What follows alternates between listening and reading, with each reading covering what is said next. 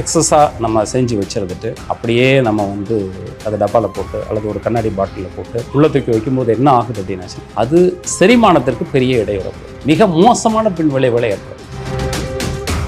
GT Holidays. GT Holidays, South India's #1 travel brand.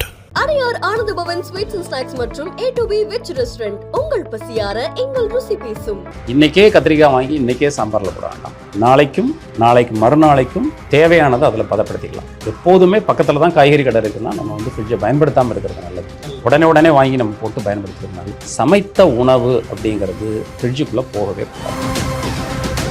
சமைச்ச உணவை 3 மணி நேரத்துக்குள்ளே பயன்படுத்துறது, 6 மணி நேரத்துக்குள்ளே பயன்படுத்துறது, சில உணவுகள் மட்டுமே 6 மணி நேரத்துக்கு மேலே பயன்படுத்தலாம். அப்படி தான் இருக்குது. உதாரணத்துக்கு ஊறுகாய், பழைய சோறு, இந்த மாதிரி பாதுகாப்பாக வைக்கக்கூடிய வழிமுறைகள்னு இருக்குது. சமைத்த உணவுகள் அப்படிங்கிறது அதனுடைய வேகம் முழுமையாக இருக்கணும்னா உடனே சாப்பிடணும்.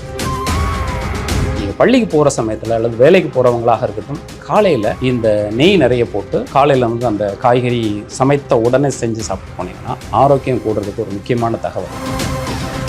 நிறைய ஸ்வீட்ஸ் எல்லாம் உள்ளே வைக்கிறாங்க. ஒரு பிரெட்டை தூக்கி உள்ளே வைக்கிறாங்க. பிரெட்டை வைக்கக்கூடாது, உள்ள வாழைப்பழம் உள்ளே வைக்கக்கூடாது. இந்த சாத்துக்குடின்னு சொல்லக்கூடியது, ஆரஞ்சு, அதெல்லாம் நம்ம உள்ளே வைக்காமல் இருக்கிறது நல்லது. ஆனியன் கண்டிப்பாக உள்ளே வைக்கக்கூடாது. அப்புறம் துளசி, புதினா, இந்த மாதிரி வாசனை வரக்கூடிய மூலிகை பொருட்களை வந்து உள்ளே வைக்காமல் இருக்கிறது நல்லது. நீங்கள் வந்து இந்த ஃப்ரிட்ஜில் வச்சு செரிமான கோளாறுனால வரக்கூடியது அப்படிங்கிறது ரெக்டல் கேன்சர். குடலினுடைய கடைசி பகுதி, அதாவது மலவாய்க்கு கொஞ்சம் முன்னாடி இருக்கக்கூடிய ஒரு இடத்துக்கு பேர் ரெக்டம்னு பேர். ரெக்டல் கேன்சர் அப்படிங்கிறத பொறுத்த வரைக்கும் வெளிநாடுகளில் ரொம்ப காமனாக இருந்தது. காரணம் என்ன அப்படின்னாச்சுன்னா அவங்க இந்த மாதிரி தான் ப்ராசஸ் ஃபுட்டு தான் அவங்க சாப்பிடுவாங்க. இன்றைக்கி எல்லார் வீட்லேயுமே பிரதானமாக இந்த ரெஃப்ரிஜிரேட்டர், ஃப்ரிட்ஜ் அப்படிங்கிற விஷயம் வந்து வந்துருச்சு. ஆனால் பழங்காலத்தில் நம்ம முன்னாடி பார்த்தோன்னா அப்போ அன்னன்னைக்கு கிடைக்கக்கூடிய உணவுகளையும் அன்னன்னைக்கு கிடைக்கக்கூடிய விஷயங்களையும் நம்ம பயன்படுத்தினோம், ரொம்ப ஆரோக்கியமாக இருந்தோம் அப்படின்னு சொல்லலாம். இன்றைக்கி இந்த ஃப்ரிட்ஜ் அப்படிங்கிறது மனிதர்களுடைய ஆரோக்கியத்தை தீர்மானிக்கிறதுல ஒரு மிகப்பெரிய விஷயமா விளங்குதோ அப்படிங்கிற கேள்வி எனக்கு இருந்துகிட்டே இருக்குது சார். இப்போது இந்த ரெஃப்ரிஜிரேட்டர் வந்ததுக்கான காரணம் அப்படிங்கிறது ஒரு பொருள் கெட்டு போகாமல், பொதுவாக பொதுமக்கள் பார்வையிலேருந்து சொன்னாச்சுன்னா அது கெட்டு போகாமல் இருக்கும் அதுக்குள்ளே வச்சாச்சுன்னா. அப்புறம் அடுத்த நம்ம கேள்வி முக்கியமாக கேட்க வேண்டியது எவ்வளோ நாளைக்கு. மூணாவது கேட்குற கேள்வி என்னன்னா எந்தெந்த பொருட்களை உள்ளே வைக்கலாம், எதை கண்டிப்பாக உள்ளே வைக்கக்கூடாது. இந்த மாதிரி தெளிவெல்லாம் இல்லாமல் அந்த பொருளை பயன்படுத்தக்கூடாது. எந்த பொருளாக இருந்தாலும் அதை பயன்படுத்துறதுக்கு முன்னாடி இது ஏன் இந்த பொருள், இது எதுக்கெல்லாம் உபயோகமாகும், இது எந்தெந்த பொருட்கள் பயன்படுத்தணும். இப்போ எதுக்காக நான் சொல்கிறேன் அப்படின்னாச்சுன்னா, ரெஃப்ரிஜிரேட்டரில் வச்சாச்சுன்னா ஒரு பொருள் கெட்டு போகாத இருக்கும் அப்படிங்கிற ஒரு சின்ன ஒரு தகவலை மாத்திரம் எடுத்துக்கிட்டோம்னா, கெட்டு போகாதுன்னா எதனால் ஒரு பொருள் கெட்டு போகுது அப்படின்னாச்சுன்னா மைக்ரோபியல் கண்டாமினேஷன். இப்போது மைக்ரோபியல் கண்டாமினேஷன்னா ஒரு பாக்டீரியாவோ ஒரு மைக்ரோ ஆர்கானிசமோ ஒரு பழத்து மேலே உட்காருது அப்படின்னாச்சுன்னா அந்த இது வந்து அழுக தொடங்குது, கெட்டு போக தொடங்குது. ஸோ அப்போது நாம் அது கெட்டு போகாமல் வைக்கணும்னு உள்ளே வைக்கும்போது சில டிகிரி டெம்பரேச்சரை குறைக்கும் போது இந்த மைக்ரோ ஆர்கானிசம் பெருகிறத கொஞ்சம் குறைக்கிறோம். அப்போது அது சுத்தமாகவே அது கெட்டு போகாதா அப்படின்னா அப்படி கிடையாது. 2வது நாள் 3வது நாளுக்குள்ளே அதை பயன்படுத்த டியூரேஷன் கொஞ்சம் ப்ரொலாங் பண்ணிக்கலாம். இன்றைக்கே கத்திரிக்காய் வாங்கி இன்றைக்கே சாம்பாரில் போட வேண்டாம். நாளைக்கு மறுநாளைக்கும் தேவையானதை அதில் பதப்படுத்திக்கலாம். எப்போதுமே பக்கத்தில் தான் காய்கறி கடை இருக்குன்னா நம்ம வந்து ஃப்ரிட்ஜை பயன்படுத்தாமல் இருக்கிறது நல்லது. உடனே வாங்கி நம்ம போட்டு பயன்படுத்துறது நல்லது. ஒருவேளை நமக்கு அந்த மார்க்கெட்லேருந்து ரொம்ப தள்ளி இருக்கிறோம், போயிட்டு டெய்லி வாங்க முடியாத ஒரு சூழல் இருக்கிறவங்க 3 நாளைக்கு தேவையான பொருட்களை வாங்கி வச்சுக்கலாம். முதல் நாள் 100 விழுக்காடு அப்படின்னாச்சுன்னா 2வது நாள் அதனுடைய பலன் அப்படிங்கிறது ஒரு 10லேருந்து 15 விழுக்காடு குறையும். 3வது நாள் இன்னும் குறையும். ஸோ அப்போ எவ்வளவு சீக்கிரமாக நம்ம ஃப்ரிட்ஜிலேருந்து வெளியில் எடுத்து பயன்படுத்துகிறோமோ அவ்வளவு வந்து அது வந்து பாதுகாப்பாக இருக்கும். அது ஒரு விஷயம். 2வது சமைத்த உணவு அப்படிங்கிறது ஃப்ரிட்ஜுக்குள்ளே போகவே கூடாது. இன்றைக்கி நிறைய பேர் அதை பண்ணுறாங்க சார். ஆக்சுவலி மிகப்பெரிய தவறு. அதை நம்ம வந்து நீங்கள் இந்த கேள்வி கேட்டதுனால நம்ம உங்களுடைய, ஏன்னா இன்றைக்கி வந்து இன்றைக்கி மதியானம் வீட்டில் ஒரு சாம்பார் வைக்கிறாங்க அப்படின்னா அது மீதமாகுதுன்னா அதை 2-3 நாட்கள் வந்து ஃப்ரிட்ஜில் வச்சு சூடு பண்ணி அதை பயன்படுத்தக்கூடிய காட்சியெல்லாம் நம்மளால் பார்க்க முடியுது. பிரியாணி இப்போ நம்ம சாப்பிடக்கூடிய அசைவ உணவுகளாக இருக்கட்டும், அதையுமே இந்த மாதிரியான ஃப்ரிட்ஜில் வச்சு சூடுபடுத்தி பயன்படுத்தக்கூடிய விஷயங்கள் நடந்துட்டு தான் இருக்குது. உண்மைதான். நான் ஒரு வீட்டுக்கு போயிருக்கும்போது கூட வெளிநாட்டில் தான் ஃப்ரீசர்லேருந்து ஒரு தட்டு எடுக்கிறாங்க, சின்னதாக கொஞ்சம் கட் பண்ணுறாங்க. அது என்னென்ன கண்டுபிடிக்க முடியல எனக்கு. அவங்க கொஞ்சம் பேர் கூடி இருக்கிறாங்க, அவங்க சமைச்சு சாப்பிடணும், கட் பண்ணி அதை தூக்கி போடுறாங்க. அதில் கொஞ்சம் நெய் விடுறாங்க, ஹீட் பண்ணுறாங்க. ஒரு அழகான ஒரு பிரியாணி மாதிரி வந்துருச்சு. என்னதுங்க இது அப்படின்னு கேட்டால், இது நாங்கள் வந்து கிட்டத்தட்ட 15 நாட்களுக்கு முன்பாகவே செய்து வைத்த பிரியாணி ஃப்ரீசருக்குள்ளே இருக்குது.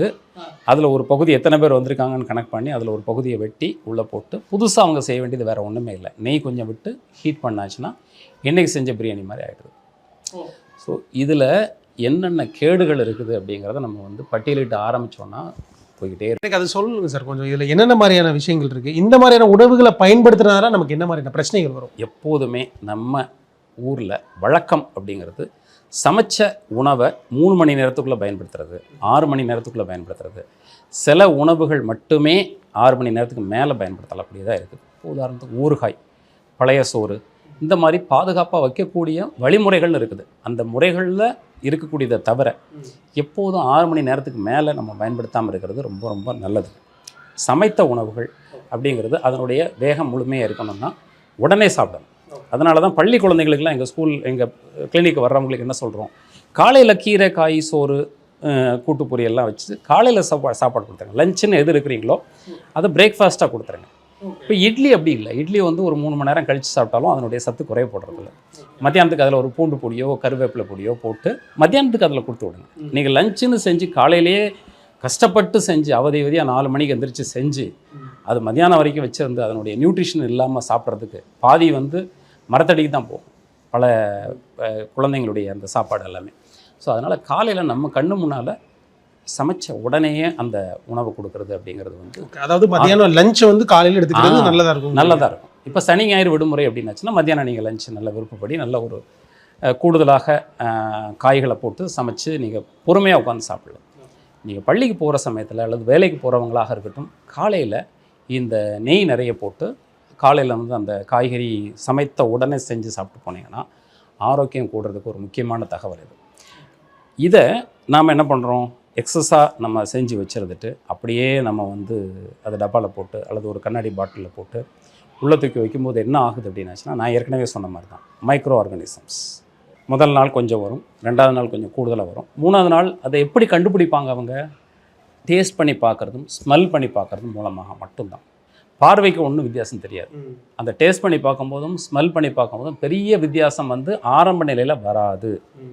குறிப்பிட்ட எண்ணிக்கைக்கு மேலே சில மில்லியன்களுக்கு மேலே அந்த மைக்ரோப்ஸ் வந்து கெட ஆரம்பிக்கும் போது தான் நமக்கு அந்த ஸ்மெல் தெரியும், டேஸ்ட் மாறுபாடு வரும்.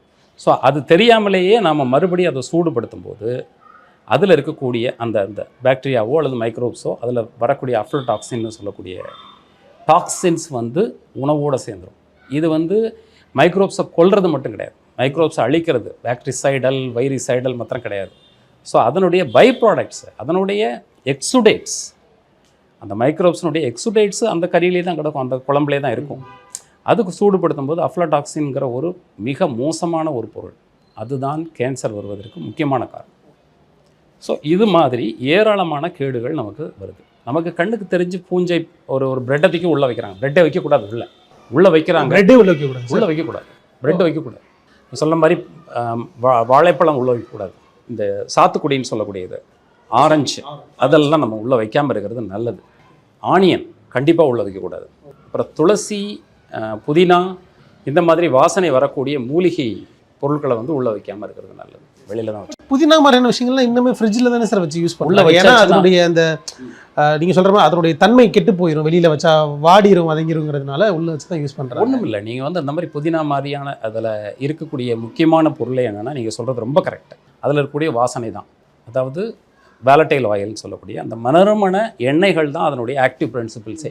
அப்போ இது என்ன ஆகுது அப்படின்னு பார்த்தாச்சுன்னா, அது எவாபரேட் ஆன பிறகு அதில் ஒன்றுமே இருக்காது. இப்போ என்ன நம்ம பண்ணணும் அப்படின்னா, ஒன்று மண்பானைக்குள்ளே தண்ணியில் போட்டு வச்சுக்கலாம், அது தண்ணியும் நல்லாயிருக்கும், இதுவும் கொஞ்சம் ஓரளவுக்கு கெட்டு போகாமல் ஒரு 1-2 நாள் வரைக்கும் வச்சுருக்கலாம்.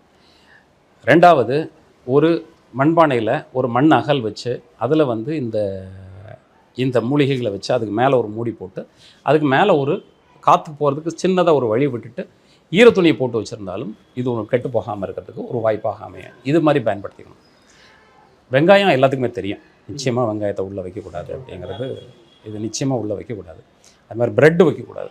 சார் பிரெட்டு சார் வைக்கக்கூடாது, ஏன்னா இப்போ பல வீடுகளில் பிரெட்டுமே ஃப்ரிட்ஜுக்குள்ளே வைக்கக்கூடிய காட்சிகளை பார்க்குறோம். நிறைய பிரெட் மாத்திரம் இல்லைங்க, நிறைய ஸ்வீட்ஸ் எல்லாம் உள்ளே வைக்கிறாங்க. காரணம் என்னன்னா அந்த ஸ்வீட்ஸ்லேயும் பிரெட்லேயும் இருக்கக்கூடிய அந்த ஆயில், தாவர எண்ணெய்கள், நெய் மாதிரியான பொருட்கள், இது இனிப்போடு சேர்ந்து அந்த தின்பண்டங்களோடு சேர்ந்து ஃப்ரிட்ஜில் இருக்கும்போது அது வேறு ஒரு நிலை மாறுதல் ஏற்பட்டது. அது செரிமானத்திற்கு பெரிய இடையூறு கொடுக்கும். அது ஒரு கடினத்தன்மை ஏற்பட்டுச்சுன்னா அது செரிமானத்துக்கு ஒரு பிரச்சனை ஏற்படுத்தும். நான் ஏற்கனவே சொன்ன மாதிரி அந்த இதை கட் பண்ணி உதிர்த்து போட்டு ஒரு சோறை பண்ணி சாப்பிட்டாங்கன்னு சொன்னல, அது மாதிரி லட்டெல்லாம் உதுத்து போட்டுலாம் செய்ய முடியாது. உள்ளே இறுகி இருக்கிறது இறுகினு தான் இருக்கும். அதை கடித்து சாப்பிடும்போது டேஸ்ட் மாறுபாடில் ஒன்றும் தெரியாது, உள்ளே போய்டும். ஆனால் வயிறில் போய் அது செமிக்க முடியாத தன்மை, மந்தத்தன்மையை ஏற்படுத்தி அது மிக மோசமான பின் விளைவுகளை ஏற்படுத்தும். அதை நம்ம தவிர்க்கிறது ரொம்ப முக்கியம். அதனால் சமைத்த உணவுன்னு நம்ம சொல்லிட்டோம்னா பிரெட்டும் சமைச்ச உணவு தான். ஸோ இதெல்லாம் உள்ளே போகாமல் பார்த்துக்கிறது அப்படிங்கிறது ரொம்ப ரொம்ப முக்கியமானது. ரொம்ப முக்கியமான கேள்வி கேட்டிருக்கிறீங்க. ரொம்ப நலம் சார்ந்த, ரொம்ப முக்கியமாக எல்லோரும் பின்பற்ற வேண்டிய ஒரு முக்கியமான விஷயத்தை நம்ம பேசியிருக்கோம். வாழைப்பழம் சார், வாழைப்பழம் இந்த சாத்துக்குடி அப்படிங்க, வாழைப்பழம் சாத்துக்குடிங்கிறத பொறுத்த வரைக்கும் அது உள்ளே போனாச்சுன்னா சில விதமான அந்த தோலில் இருக்கக்கூடிய கிருமிகளோ அல்லது பாக்டீரியாக்களோ அது வந்து சில நிலை மாற்றத்தை கொடுக்கறதாக நம்ம பார்க்குறோம் குறிப்பிட்ட சில பழங்களில் இருக்குது. ஸோ அதனால் அதை தவிர்க்க சொல்கிறாங்க. சரி, இப்போ நான் பார்த்த ஒரு ஃப்ரிட்ஜை வச்சு நான் உங்கள்கிட்ட சொல்கிறேன், அந்த ஃப்ரிட்ஜுக்குள்ள என்ன இருந்துச்சுன்னு சொல்லிட்டு.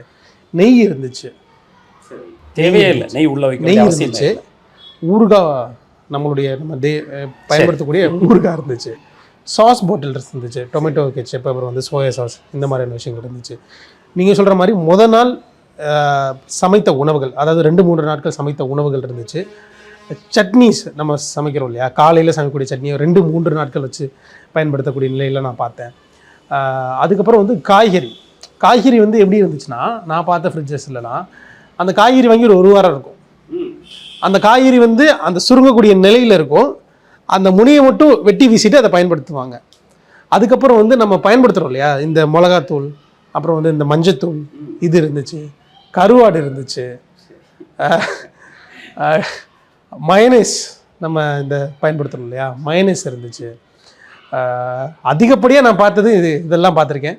அண்ட் அதையும் தாண்டி நம்ம பயன்படுத்துகிற தோசை மாவு, இந்த இட்லி மாவுகள் இருந்துச்சு. அதுக்கப்புறம் வந்து சொல்லப்போனால் இந்த குழம்புகள், சட்னிகள் இதெல்லாம் இருந்துச்சு.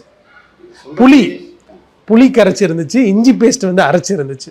இதெல்லாம் நான் ஒரு பார்த்த ஒரு ஃப்ரிட்ஜில் இருந்து நான் இதெல்லாம் சொல்லுவேன். நீங்கள் சிம்பிளாக ஒரே அடியில் சொல்கிறது, ஒரே பாலில் 6ங்கிற மாதிரி ஒரே வரியில் சொல்லணும்னா இது அத்தனையும் ஃப்ரிட்ஜுக்குள்ளே வைக்கவே கூடாத பொருட்கள்.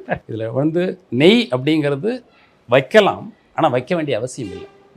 நல்ல தரமாக செய்யக்கூடிய நெய், அதாவது நம்ம வந்து அந்த நெய் அப்படிங்கிறது ஒரு கல் உப்பு போட்டு அதை உருக்கி வைப்பாங்க. அது வெளியிலேயே கிட்டத்தட்ட ஒரு 2 மாதம் 3 மாதம் கூட கெட்டு போகாமல் இருக்கும்.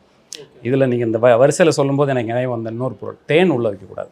ஸோ இந்த மாதிரி பொருட்கள், சட்னிலாம் பார்த்தீங்கன்னா அரை மணி நேரத்துக்குள்ளே நம்ம சாப்பிட்றோம் அரைச்சி. அதில் சில ஒரு குறிப்பிட்ட கடைகளில், ஹோட்டலெல்லாம் நம்ம போய் உட்காந்து பார்த்துட்டு இருக்கும்போது பார்த்தீங்கன்னா சுற்றி வருவார் அந்த கடை ஓனர். அரை மணி நேரம் ஆன அந்த சட்டியில் உள்ள சட்னி வராத பார்த்துக்குவார். பேர் கெட்டு போயிடும். கெட்டுப்போன சட்னி கொடுத்தாச்சுன்னா ஒரு ஹோட்டலோட பேர் கெட்டு போயிடும். அதனால் அது மட்டும் வராமல் அதை தட்டி கழிச்சுடுவார். காரணம் என்ன அப்படின்னாச்சுன்னா, அரை மணி நேரத்திற்குள் அந்த சட்னி வந்து கெட்டு போய்விடும். வெளியில் வச்சுருந்தாச்சுன்னா என்ன ஆகும் அப்படின்னாச்சுன்னா நமக்கு தெரியாது. அந்த தேங்காய் வந்து சீக்கிரமாக கெட்டு போகும். எந்தெந்த பொருட்கள்லாம் சீக்கிரமாக கெட்டு போகிறதோ மிக ஆரோக்கியத்தை கொடுக்கக்கூடிய பொருட்கள். அது தேங்காய் ரொம்ப முக்கியமான பொருள். இந்த தேங்காய் தண்ணியில் போட்டு அரைச்சி இது பண்ணும்போது வேகமாக அதில் வந்து நுண்கிருமிகள் வந்து பற்றி அதை வந்து கெட்டுப்போக செய்யக்கூடிய வாய்ப்புகள் உண்டு. ஸோ அதை நாம் கெட்டு போகாமல் வைக்கணும்னா உள்ளே நீங்கள் வச்சாலும் கொஞ்சம் டெம்பரேச்சர் குறைக்கிறதுனால அது பல்கி பெறுகிறத கொஞ்சம் தான் தள்ளி போட முடியும். அதனால ஞாபகம் வச்சுக்கணும். சாம்பார்லாம் கேட்கவே வேண்டியதில்லை. நீங்கள் சொல்கிற வேறு சில பொருட்களெல்லாம் நம்ம வந்து சாதாரணமாகவே பயன்படுத்தக்கூடாது. ஏன்னா எனக்கு நம்ம ஊறுகாலாம் வந்து இப்போ நான் வந்து ஒரு கிராமப்புறத்துலேருந்து வரோம் சார். ஊறுகாலாம் எங்கள் வீட்டிலலாம் வந்து வச்சுருப்பாங்க. அது அது அது கெட்டுறத்தன்மைனா அந்த மேலே பூஞ்சான் ஃபார்மாகவும் தூக்கி போட்டுருவாங்க. அது வரை அதை வச்சு பயன்படுத்துவாங்க. வெளியில் தான் இருக்கும். அப்பப்போ எடுத்து வெயிலில் வைப்பாங்க, திருப்பி எடுத்து உள்ளே வச்சுருவாங்க. இப்போ இங்கே சிட்டி முறைஸில் பார்க்குறப்ப இதை வந்து ஃப்ரிட்ஜுக்குள்ளேயே வைக்கிறாங்க. ஊறுகாய் அப்படிங்கிறது பொறுத்த வரைக்கும் அடுப்புக்கு போகாது தான் ஊறுகாய். நமக்கு நான் ஏற்கனவே சொன்ன மாதிரி ரொம்ப ஒரு மழை காலங்கள் அல்லது பயிர் வைக்க முடியாத காலங்கள் அல்லது காய்கறிகள் கிடைக்காத காலங்களில் பயன்படுத்தக்கூடிய ஒரு முக்கியமான பொருள் ஊறுகாய். மாங்காயோ அல்லது நெல்லிக்காயோ அல்லது எலுமிச்சம்பழமோ அது சின்ன சின்ன துண்டுகளாக வெட்டி அதோட கொஞ்சம் இஞ்சி சேர்த்து இந்துப்புன்னு சொல்லக்கூடிய ஒரு ராக் சால்ட் அதை போதுமான அளவுக்கு சேர்த்து வெயிலில் வச்சு குலுக்கி ஒரு ஜாடியில் வச்சு எடுத்துருவாங்க. அது அவங்களுக்கு தெரியும், பக்குவம் உள்ளவங்களுக்கு இதில் வந்து இனிமேல் பூஞ்சை வராதுங்கிறது அனுபவம் உள்ள பாட்டிமார்களுக்கு தெரியும். இப்போ உள்ளவங்களுக்கு அது தெரியவே தெரியாது. யாரையும் குறை சொல்கிறதுக்காக இல்லை, அவங்களுக்கு அனுபவம் இல்லை. இதை வெளியில் வச்சு எடுத்து அதை நசுக்கி பார்ப்பாங்க. எலுமிச்சை தோல் அப்படி நசுங்கிடுச்சுன்னா ரைட் பக்குவமாயிருச்சு, இனிமேல் இது வந்து உள்ளத்துக்கு வச்சுக்கோ அப்படின்னு சொல்லியிருப்பாங்க. அப்போ மதியம் வந்து மோர் சோறு சாப்பிடும்போது ஒரு எலுமிச்சை துண்டும் ஒரு இஞ்சி துண்டும் எடுத்து வச்சு சாப்பிட்டு அதை கொண்டு போகக்கூடியது ஒரு முறை. இது அருமையான அளவில் குடலை பாதுகாக்கக்கூடிய அத்தனை ஊட்டச்சத்துக்களும் நுண் ஊட்டச்சத்துக்களும் நுண் கிருமிகளும் அதில் கலந்து நுண் உயிரிகளும் அதில் இருக்குது. குடலை கட் மைக்ரோபயம்னு இப்போ நிறைய ஆராய்ச்சி 2 டிகேட்ஸ் 20 வருஷமாக தான் நடந்துகிட்ருக்கு. இந்த ஊறுகாய் 2000 வருஷம். இப்போ வந்து இப்போ என்ன சொல்கிறாங்கன்னா காலை உணவுக்கு பழைய கஞ்சியும் இந்த மாதிரி எலுமிச்சை மாதிரி ஊறுகாவை எடுத்து சாப்பிடுங்கன்னு சொல்கிறாங்க. இல்லை நுண் உயிரிகள் குடலை பலப்படுத்துது. ஸோ இப்போ இதில் என்னென்னா இதில் உள்ள விதைகளை நம்ம எடுத்து கொண்டு போய் நம்ம விதைச்சோன்னா விதை முளையும். ஸோ அதுதான் வந்து சரமான ஒரு ஊறுகாய் அப்படின்ற அர்த்தம். ஸோ அந்த மாதிரியான ஊறுகாய் வந்து ஃப்ரிட்ஜ் தேவையே கிடையாது, ரெஃப்ரிஜிரேட்டரில் வைக்க வேண்டிய அவசியமே கிடையாது. ஆனால் இதில் நிறைய பொருட்கள் இருக்குல்ல சார். இப்போ ஊறுகாய் அப்புறம் வந்து கருவாடு மாதிரி ஃப்ரிட்ஜில் வச்சுட்டு வெளியில் வச்சாலும் அது கெடுறதுக்கான வாய்ப்புகள் இருக்கு இல்லையா? ஃப்ரிட்ஜில் வச்சுட்டு நம்ம வெளியில் வச்சாச்சுன்னா அது மோசமாகுது அப்படிங்கிற ஒரு சூழல் வரும்போது அந்த பொருளை உள்ளே வைக்காமல் இருக்கிறது தான் நல்லது. நீங்கள் சொல்கிறதில்ல ஒருவேளை பரபரப்பாக வேலைக்கு போகக்கூடிய பெண்கள் இருக்கக்கூடிய ஆண்களும் பெண்களும் வேலை பார்க்கக்கூடிய ஒரு சூழல் இருக்கும்போது தோசை மாவு வேணால் வச்சுக்கலாம், அவங்க வீட்டில் அரைக்கக்கூடியதாக இருக்கும். தோசை மாவு அரைச்சி அவங்களுக்கு சின்ன டிப்ஸ் சொல்கிறேன். ஒரு வேளைக்கு 4 பேர் இருக்கிறாங்கன்னா 8 தோசை தேவையான 8 தோசைக்கான மாவை குட்டி பாத்திரத்தில் ஊற்றி தனித்தனி பாத்திரமாக வச்சுக்கணும். ஒரு பெரிய அண்டாவில் அரைச்சி உள்ளே வச்சு அப்படியே தூக்கி வெளியில் வச்சு தோசை சுட்டுட்டு மீதி மூடி அப்படியே உள்ளே வைக்கிறதுன்னு கூடாது. ஒரு டப்பாவை எடுக்கணும், அதை எடுத்து கரைச்சி மீதி இருந்தது ஒரு தோசைக்கான மாவு மீதி இருக்குது, அதையும் சுட்டுடுங்க. மீதி இருந்ததுன்னா காக்காய்க்கு போடுங்க அல்லது ஒரு பறவைகளுக்கு போடுங்க சாப்பிட்றதுக்கு. திரும்பி வெளியில் வந்து அந்த மாவு ரெஃப்ரிஜிரேட்டருக்குள்ளே போகாமல் பார்த்துக்கோங்க. இது ஒரு பாதுகாப்பான முறை. அதுக்காக நம்ம அந்த ரெஃப்ரிஜிரேட்டரே வேண்டான்னு சொல்லி இது பெண்களுக்கு எதிரான ஒரு பேட்டி அப்படிங்கிற மாதிரிலாம் இது கிடையாது. புரியுதுங்களா? அதை முறையாக பயன்படுத்தணும். எந்த பொருளும் ஒரு அறிவியல் விஞ்ஞானத்தின் உச்சத்தில் வரக்கூடிய பொருளையும் இது கெட்டு போகுதுன்னு தெரிஞ்சே அவங்க அதோடைய லைஃப் ஸ்பேன் வந்து இன்க்ரீஸ் பண்ணுற மாதிரி தான் எனக்கும் கட்டாயமாக.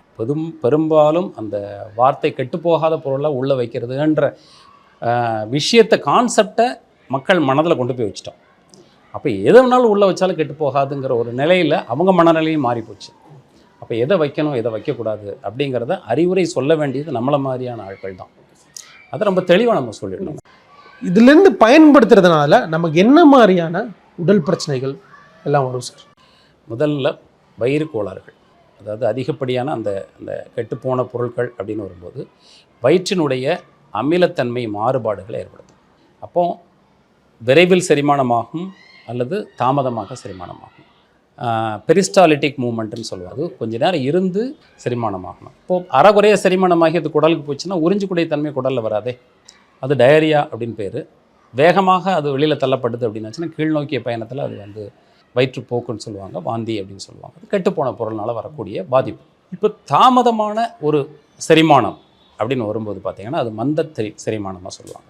அதாவது நம்ம வயிற்றில் அக்கினி அப்படின்னு சொல்லக்கூடிய, அதாவது செரிமான தீ அப்படிங்கிறத சித்தர்கள் வந்து சாதாரண தீ, விஷம தீ, மந்த தீ அப்படிங்கிற மாதிரிலாம் நிறைய வகைகளில் சொல்கிறாங்க.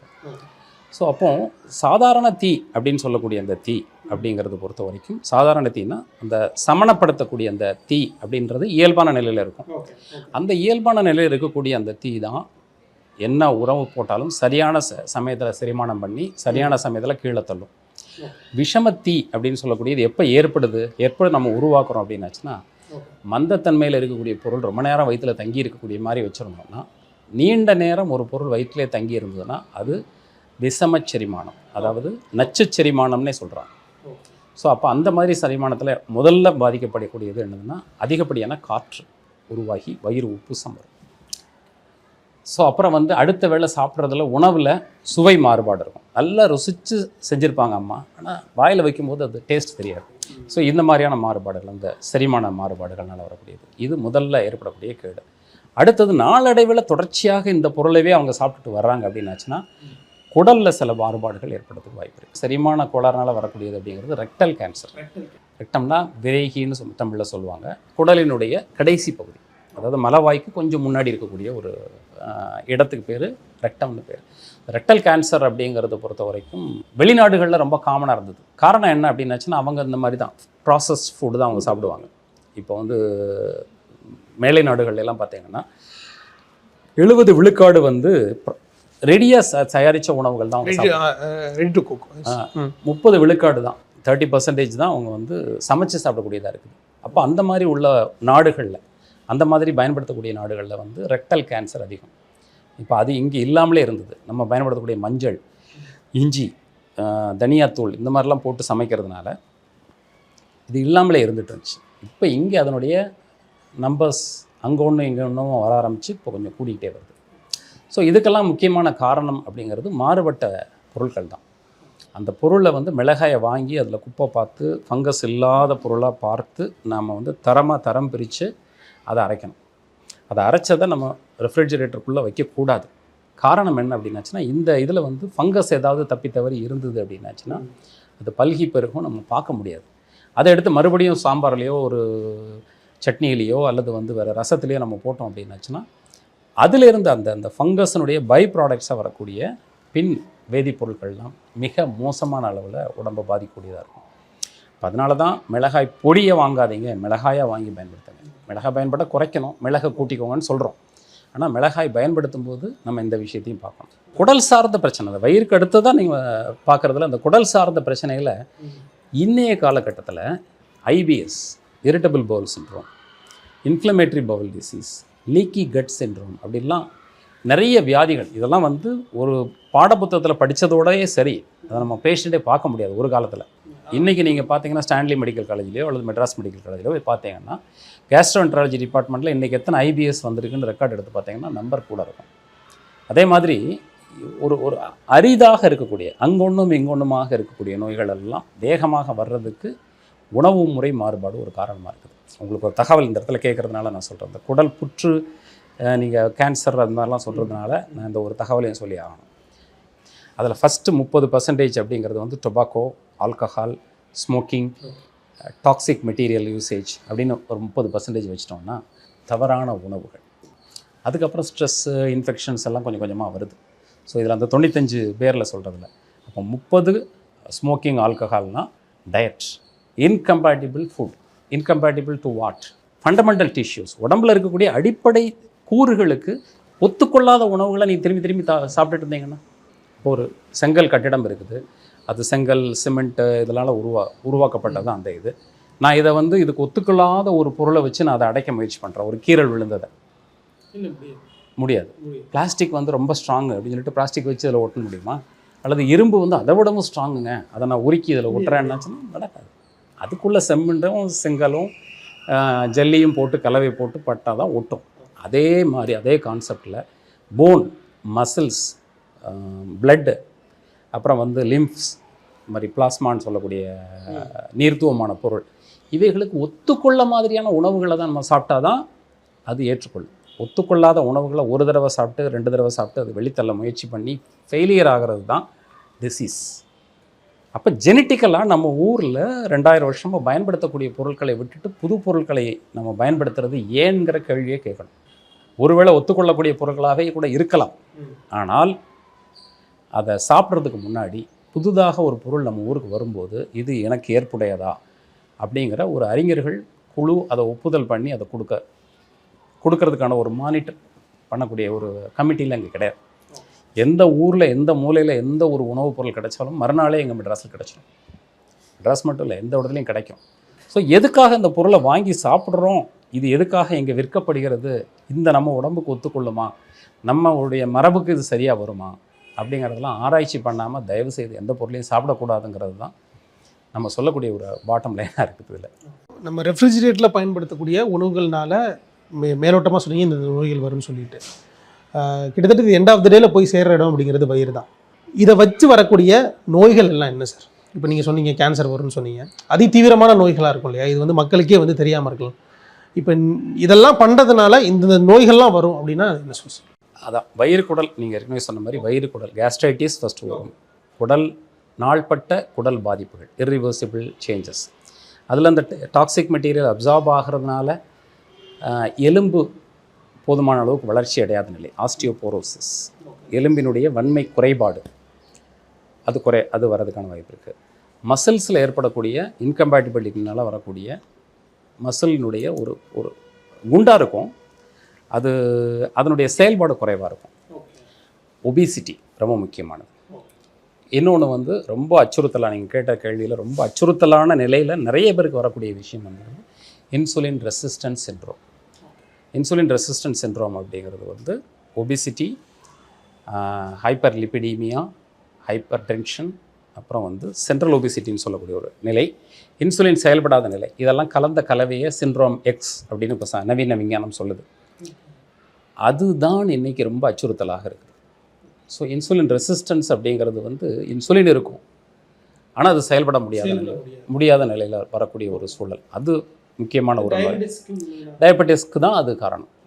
அப்புறம் வந்து நிறைய இப்போ இன்வெஸ்டிகேஷன்ஸ் ரிப்போர்ட்லாம் பார்க்கும்போது ஃபேட்டி லிவர்னு சொல்கிறாங்க. Fatty liver, yes. ஸோ அந்த ஃபேட்டி லிவர் இப்போ வந்து கிட்டத்தட்ட ஒரு 10 பேர் என்னன்னா அதில் வந்து every 4th person or 5th person வந்து ஃபேட்டி லிவர் இருக்கும் அப்படின்னு சொல்கிறாங்க. அதுதான் அந்த ஃபேட்டி லிவர் அப்படிங்கிறது வரதுக்கான காரணம் வந்து ஆர்டிஃபிஷியல் சுகர்ஸ், இந்த மாதிரி கெட்டுப்போன உணவுகள், இதெல்லாம் தான் முக்கியம். நம்ம சாப்பிட்ற ஃப்ரிட்ஜ்லேருந்து வரக்கூடிய அந்த உணவுகள், அது செயற்கை முறையில் செறிவூட்டப்பட்ட அல்லது செயற்கை முறையில் பதப்படுத்தப்பட்ட அந்த உணவுகள் தான் முக்கியமான காரணமாக இருக்குது.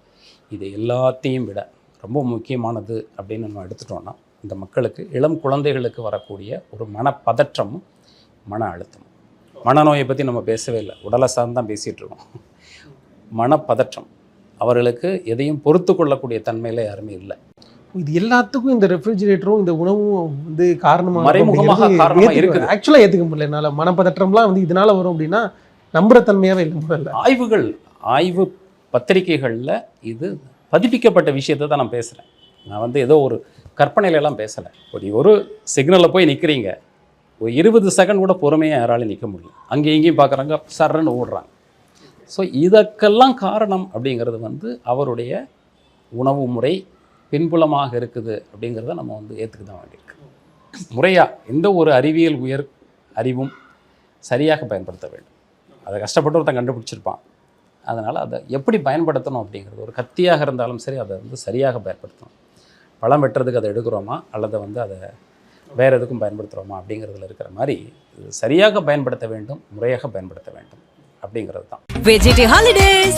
GT Holidays, South India's #1 travel brand. Adyar Ananda Pawan sweets and snacks மற்றும் A2B வெஜ் ரெஸ்டாரண்ட் உங்கள் பசியார எங்கள் ருசி பேசும்.